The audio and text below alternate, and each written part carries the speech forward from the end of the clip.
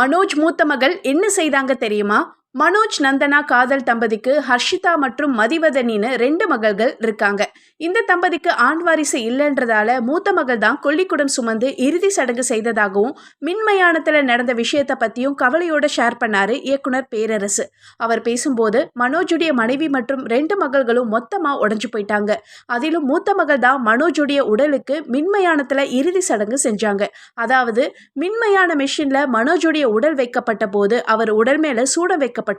மூத்த மகள் 2 முறை தீக்குச்சிய பத்த வச்சு அழுதுகிட்டே திரும்பியபடி தூக்கி தூக்கி போட்டிருக்காங்க. என்னால முடியல அப்படின்னு கதறினாங்க. அதை தொடர்ந்து எல்லாரும் சொல்லவே 3வது முறையா தீக்குச்சிய பத்த வச்சு சூடத்து மேல போட்டுட்டு அப்பான்னு கதறி அழுதாங்கன்னு ஷேர் பண்ணாரு பேரரசு. வெறும் 48 வயசுலயே இப்படி ஒரு மரணமான கண்ணீர் விடாத பிரபலமே கிடையாது. இதையெல்லாம் விட 83 வயசுல அழக்கூட தெம்பு இல்லாம பாரதி ராஜா பட்ட அவஸ்தையை தான் சோகத்தோட உச்சமாக சொல்லணும்.